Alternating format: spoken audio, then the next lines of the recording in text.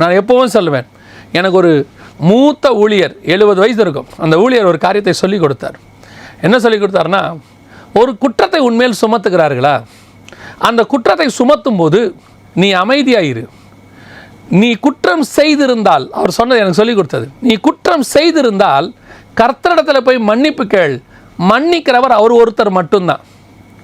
குற்றம் செய்திருந்தால் தேவனிடத்தில் போய் மன்னிப்பு கேள். குற்றம் செய்யவில்லையா, தைரியமாய் போ, கர்த்தர் உன் பட்சத்தில் இருப்பார். ரெண்டுக்குமே நீ கர்த்தரிடத்தில் தான் போகணும். மன்னித்து ஏற்றுக்கொள்வதும் உன் பக்கத்தில் நின்று வழக்காடுவதும் கர்த்தரிடத்தில் இருக்கிறது. நீ ஏன் மனுஷனுக்கு பயப்படுற, தைரியமாக போ அப்படின்னு சொன்னார். உண்மை. இப்போ யோசேப்போட காரியத்தில் பாருங்கள், அவன் மனுஷங்கிட்ட ஒரு உதவியை எதிர்பார்க்குறான். 2 பேர் வந்து நிற்கிறாங்க கூட ஜெயிலில். அவங்கள யாராவது ஒருத்தங்கிட்ட சொல்கிறான், நீ உயர்த்தப்படும் போது நினச்சிக்கோ, நான் தப்பான ஒரு காரியத்தை செஞ்சு இப்படின்னு சொல்லி என் மேலே பொய் சொல்லிட்டாங்க, நான் அதை செய்யவே இல்லை, நீ போய் ராஜா கிட்ட போகும்போது, பார்வோன்ட்ட போகும்போது என்னை பற்றி நினைவுகொள். கர்த்தர் மறக்க பண்ணினார். ஏன்? உன் உயர்வு மனுஷனால் வரக்கூடியதாக இருக்கக்கூடாது, உன் உயர்வு தேவனால் வரக்கூடியதாக இருக்க வேண்டும்.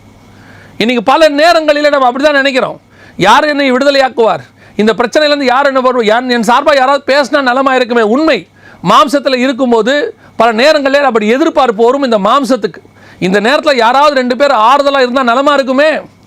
எலியா ஏசபேலின் வார்த்தையை கேட்டபோது அவர் ஜீவனுக்கு பயந்து பெயர் சபா வனாந்தரத்திற்கு ஓடுகிறார். 1 ராஜாக்களின் புஸ்தகம் 19ஆம் அதிகாரத்தில் வனாந்தரத்திற்கு ஓடுகிறார். ஓடும் பொழுது ஒரு வேலைக்காரனை நிறுத்திவிட்டு ஓடுகிறார். வசனம் சொல்லுது, ஒரு வேலைக்காரன் நிறுத்திவிட்டு ஒரு நாள் பிரயாணம். காரணம் என்ன?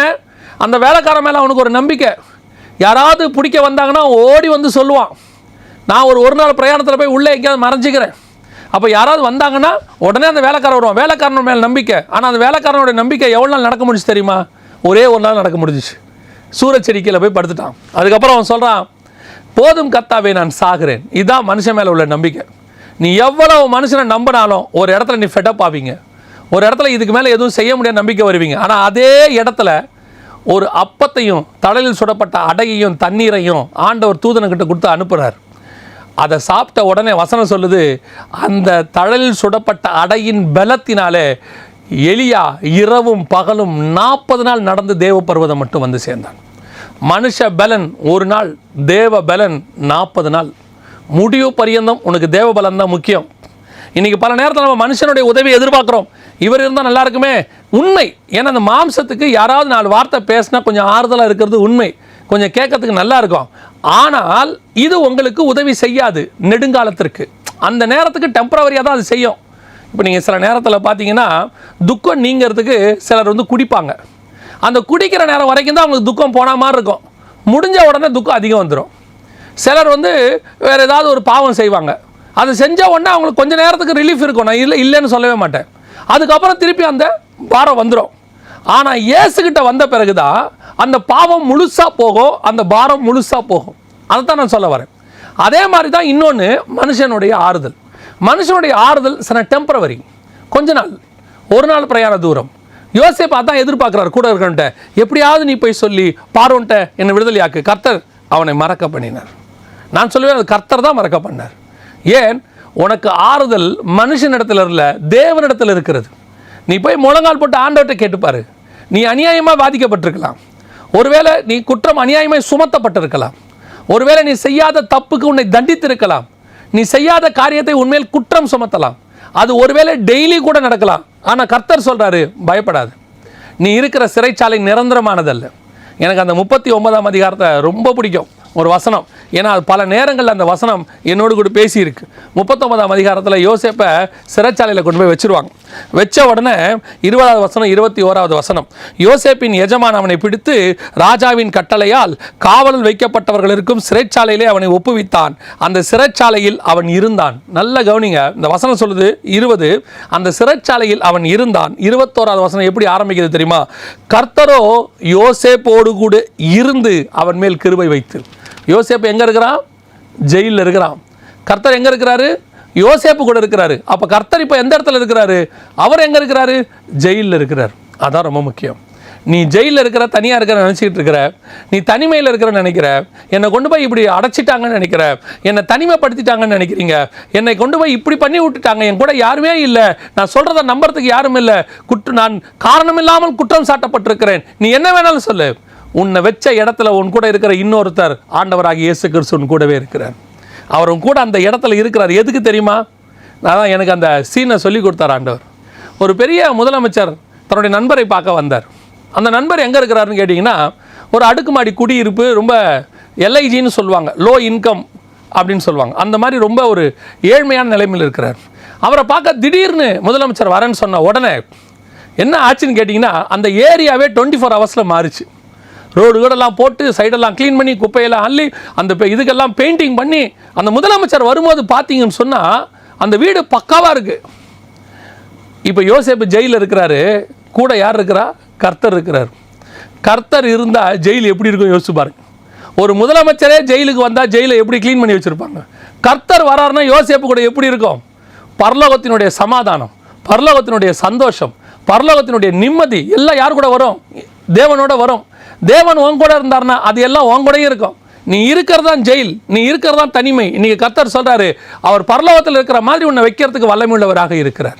இந்த பூமியில் இருக்கிற காலத்தில் அந்த அளவுக்கு கர்த்தர் ஆசீர்வதிக்க வல்லமையுள்ளவராக இருக்கிறார். நீ மனுஷனை எதிர்பார்க்காது. மனுஷ தயவு தேவை இல்லைன்னே சொல்லலை, ஆனால் அது ரொம்ப நாள் வராது. தேவனுடைய துணை தான் கடைசி வரைக்கும் வரும்.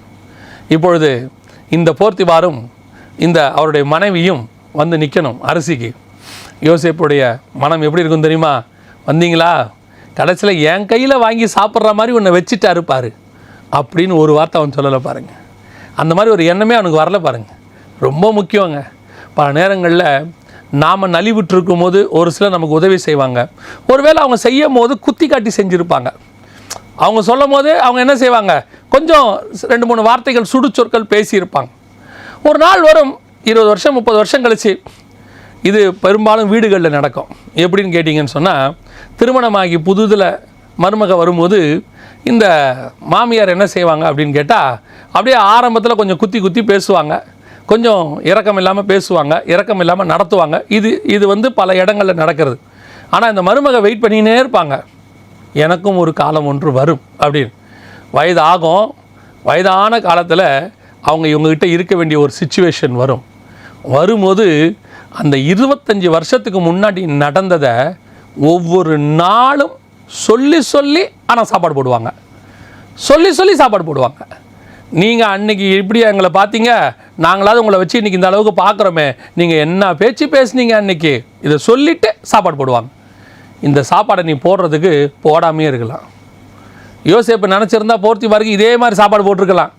என்னையா தூக்கி உள்ளே வச்சிங்க, உங்களுக்கு அரிசி கொடுக்குறேன், ஆனாலும் போய் உள்ளே உட்காந்து சாப்பிடுங்க, ஏன்னா உள்ளே உட்காந்து சாப்பிட்றது எவ்வளோ கஷ்டம்னு அப்போ தான் உங்களுக்கு தெரியும்.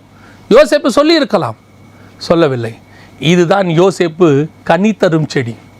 நம்மளை ஒருத்தன் எவ்வளோ கேவலப்படுத்தினா, வேதனைப்படுத்தினா, எல்லாம் பண்ணாங்க.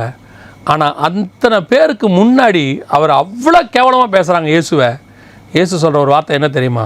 பிதாவே, இவர்கள் தாங்கள் என்ன செய்கிறார் என்று அறியாதிருக்கிறார்கள். திருப்பி அதே யூதர்களுக்கு அவர் ஜெபம் பண்ணுறார், இஸ்ரவேலுக்கு ஜெபம் பண்ணுறார், உலகத்துக்கு ஜெபம் பண்ணுறார், அடித்த ரோமர்களுக்கு ஜெபம் பண்ணுறார், எல்லாருக்காக ஜெபம் பண்ணுறார், எல்லா ஜனங்களுக்கும் போய் நற்செய்தியை சொல்லுங்கன்றார். இதுதான் உங்ககிட்ட இருக்க வேண்டிய அடுத்து மிக முக்கியமான ஒரு விஷயம். ரொம்ப கேர்ஃபுல்லாக இருந்து கொள்ளுங்கள். பல நேரங்களில் இப்படிப்பட்ட சூழ்நிலைகளை கர்த்தர் நடத்துவார், உங்களை கொண்டு போவார். ஆனால் கடைசியாக உங்கள் முகத்தை பார்ப்பார். நீ என்ன பண்ணுற? உன்னை வேதனைப்படுத்தின உங்ககிட்ட வரான், நீ என்ன பண்ண போகிற? உன்னை அடித்தவன் உங்ககிட்ட வரான், நீ இப்போ என்ன பண்ண போகிற? அந்த இடத்துல உன்னுடைய ஆசீர்வாதம் 2 மடங்காக மாறுவதற்கான வாய்ப்பும் இருக்கிறது. உன்னுடைய ஆசீர்வாதம் அதோடு கூட நிற்பதற்கும் வாய்ப்பு இருக்குது. அங்கே மட்டும் அவனை மன்னிச்சுட்டு ஒரு கசப்பு இல்லாமல் அவனை ஆசீர்வதிச்சு பாருங்கள். கர்த்தர் உன்னை பல மடங்கு ஆசீர்வதிப்பதற்கு வல்லமையுள்ளவராக இருக்கிறார். இதுதான் யோசேப்புக்கு கனி தரும் செடி அப்படின்னு சொல்கிறதுக்கான மிக முக்கியமான 2வது விஷயம். 3வது, யோசேப்புடைய குணாதிசயங்களில் ஒன்று, அவன் ரொம்ப ஸ்பிரிச்சுவல். இப்போ இதெல்லாம் உலக பிரகாரமாக சொன்னேன். ஸ்பிரிச்சுவலி யோசேப்புக்கிட்ட இருந்த ஒரு மிக முக்கியமான விஷயம் என்னன்னு கேட்டிங்கன்னா, அவன் ஒரு சொப்பனத்தை காணுகிறான். 37ஆம் அதிகாரத்தில் ஒரு சொப்பனத்தை காணுகிறான். அந்த சொப்பனத்தை பார்த்த உடனே அதை அப்படியே அப்பா கிட்ட சொல்கிறான், அதுக்கப்புறம் சகோதரர்கிட்ட சொல்கிறான். அதனால் விளைவுகள் வருது, எல்லாம் நடக்குது. இப்போது இவன் கண்ட சொப்பனம் என்னென்னா, இவங்க அத்தனை பேரும் இவனை வணங்குவாங்க. ஆனால் நடக்கிறது என்ன, அத்தனை பேரும் அடிக்கிறாங்க. ஆப்போசிட்டாக நடக்குது. கர்த்தர் ஒன்று சொல்லியிருக்கிறாரு, அதுக்கு சர்க்கம்ஸ்டன்ஸ் எப்படி இருக்குது, ஆப்போசிட்டாக இருக்குது. எல்லாமே ஆப்போசிட்டாக நடக்குது. இவனை குழியில் போடுறாங்க, திருப்பி எடுக்கிறாங்க, விற்று போடுறாங்க. போர்த்திபார் வீட்டுக்கு போகிறோம், அங்கேருந்து தூக்கி ஜெயிலில், அங்கேயும் உண்மையாக தான் இருக்கிறான், ஒழுங்காக இருக்கிறான். தூக்கி ஜெயிலில் வைக்கிறாங்க, ஜெயிலில் காரணம் இல்லாமே இருக்கிறான். ஜெயிலில் 2 பேருக்கு நல்லது செய்கிறான், அதில் ஒருத்தன் இவன் நல்லதை மறந்து போகிறான், எல்லாம் ஓகே. ஆனால் இவைகளுக்கு மத்தியில் யோசேப்பு கிட்ட ஒரு முறுமுறுப்பு கூட கிடையாது. தேவன் மேலே ஒரு முறுமுறுப்பு கிடையாது. யோபு கூட அவர் உத்தமனும் நீதிமானும் சன்மார்க்கனுமாக இருந்தார், அது எந்த மாற்று கருத்தும் இல்லை. ஆனால் கர்த்தரிடத்தில் அநேக கேள்விகளை கேட்பார். கடைசி 4 அதிகாரத்தில் கர்த்தர் திருப்பி அவரை பார்த்து கேள்வி கேட்பார். ஒரு கேள்விக்கு யோபுவால் பதில் சொல்ல முடியாது. ஆனால் யோசேப்பு கர்த்தரை பார்த்து ஒரு கேள்வியும் கேட்கலை. அவன் வேதனைப்படலை. அவன் அடித்து அடி வாங்கியிருக்கிறான், குழியில் போட்டிருக்கிறாங்க, அடிமையாக விற்றுருக்கிறாங்க, அடுத்து அவனை தூக்கி ஜெயிலில் போட்டிருக்கிறாங்க செய்யாத குற்றத்துக்கு. எதுக்கும் ஒரு கேள்வி கேட்கல. காரணம் என்ன? ஒன்று மட்டும் நான் சொல்லிட்டு ஜோமணி முடிக்க விரும்புகிறேன். என்ன தெரியுமா? ஆண்டவர் உனக்கு ஒரு வாக்குத்தத்தம் பண்ணி இருந்தால் அந்த வாக்குத்தத்தம் நிறைவேறுகிற வரைக்கும் என்ன நடந்தாலும் கவலைப்படாதீங்க. ஆப்போசிட்டாக நடக்கும், இல்லாமல் போகும். அவர் உன்னை உயர்த்துவேன்வாரு, நீ தாழ்மையில் போய்கிட்டு இருப்ப. கர்த்தர் உன்னை கொண்டு போய் மேலே உட்கார வைப்பாரு, நீ கீழே போய்கிட்டு இருப்பீங்க. ஆண்டவர் சொல்லுவார், அநேகர் உன்னிடத்தில் சேவிப்பார்கள்னு அத்தனை பேர் உன்னை திட்டிக்கிட்டு இருப்பான். கர்த்தர் சொல்லுவார், உன்னை பலுகி பெருக பண்ணுவேன்னு உங்ககிட்ட ஒத்த பைசா கையில் இருக்காது. கர்த்தர் சொல்கிறதுக்கு ஆப்போசிட்டாக இருக்கும், எல்லாமே ஆப்போசிட்டாக இருக்கும். சிச்சுவேஷன்ஸ் ஆப்போசிட்டாக இருக்கும், வீடு ஆப்போசிட்டாக இருக்கும், எல்லாம் ஆப்போசிட்டாக இருக்கும். ஆனால் அவைகளுக்கு மத்தியில் நீ பார்க்க வேண்டியது உன் சிச்சுவேஷன்ஸை கிடையாது, கர்த்தர் கொடுத்த வார்த்தையை மட்டும். அந்த வார்த்தையை மட்டும் பிடிங்க, அதை பிடிச்சிக்கிட்டே ஓடுங்க.